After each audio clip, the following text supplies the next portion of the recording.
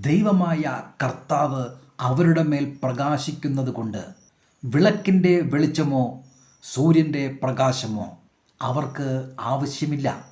അവർ എന്നേക്കും രാജാക്കന്മാരായിരിക്കും. വെളിപ്പാട് പുസ്തകം 22 അധ്യായം 5 ദൈവമായ കർത്താവ് അവരുടെ മേൽ പ്രകാശിക്കുന്നു എന്ന് നാം ഇവിടെ വായിക്കുകയാണ്. നമ്മുടെ മേൽ ഇപ്രകാരം ദൈവത്തിൻ്റെ ഒരു പ്രകാശം ഉണ്ടായിരിക്കുക സാധ്യമാണോ?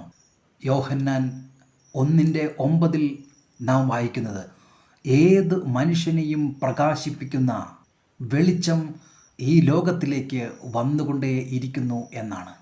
ലോകത്തിലേക്ക് വന്നുകൊണ്ടിരുന്ന ആ പ്രകാശം കർത്താവായ യേശുക്രിസ്തുവായിരുന്നു. അവൻ ഏത് മനുഷ്യനെയും പ്രകാശിപ്പിക്കും. ഏത് ജാതിക്കാരനോ ഏത് ഭാഷക്കാരനോ ഏത് നിറമുള്ള വ്യക്തിയോ എന്നത് അവന് ഒരു പ്രശ്നമേ അല്ല. പുറപ്പാട് പുസ്തകം 34 അധ്യായം 29-30 നാം വായിക്കുമ്പോൾ, അവൻ തന്നോട് അരുളി ചെയ്തത് നിമിത്തം തൻ്റെ മുഖത്തിൻ്റെ ത്വക്ക് പ്രകാശിച്ചു എന്ന് മോശെ സാക്ഷ്യത്തിൻ്റെ പലക രണ്ടും കയ്യിൽ പിടിച്ചുകൊണ്ട് സീനായ് പർവ്വതത്തിൽ നിന്നും ഇറങ്ങുമ്പോൾ അറിഞ്ഞില്ല. അഹരോനും ഇസ്രായേൽ മക്കൾ എല്ലാവരും മോശയെ നോക്കിയപ്പോൾ അവൻ്റെ മുഖത്തിൻ്റെ ത്വക്ക് പ്രകാശിക്കുന്നത് കണ്ടു. അതുകൊണ്ട് അവർ അവൻ്റെ അടുക്കൽ ചെല്ലുവാൻ ഭയപ്പെട്ടു.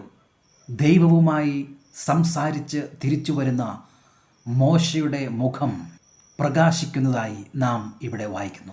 ദൈവത്തിൻ്റെ സാന്നിധ്യം നമുക്ക് മുഖശോഭ നൽകുന്നു. വിളക്കിൻ്റെ വെളിച്ചമോ സൂര്യൻ്റെ പ്രകാശമോ ആവശ്യമില്ലാത്ത ദൈവത്തിൻ്റെ പ്രകാശം അണിഞ്ഞവരായി നാം ആയിരിക്കുന്നത് ഭാവനയിൽ കാണാൻ കഴിയുന്നുണ്ടോ?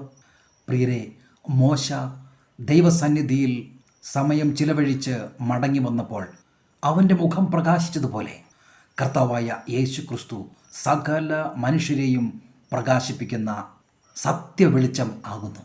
മത്തായി 17:3 നാം ഇങ്ങനെ വായിക്കുന്നു, അവൻ്റെ മുഖം സൂര്യനെ പോലെ ശോഭിച്ചു, അവൻ്റെ വസ്ത്രം വെളിച്ചം പോലെ വെള്ളയായി തീർന്നു. മോശയും ഏലിയാവും അവനോട് സംഭാഷിക്കുന്നതായി അവർ കണ്ടു.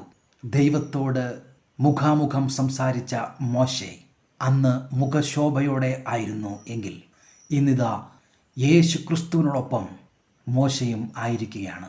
പ്രിയരെ, ജ്യോതിസുകളെപ്പോലെ പ്രകാശിച്ചുകൊണ്ട് ദൈവസന്നിധിയിൽ ആയിത്തീരുന്ന ഒരു മഹത്വകരമായ പദവിയിലേക്ക് നാം ഉയർത്തപ്പെടുക തന്നെ ചെയ്യും.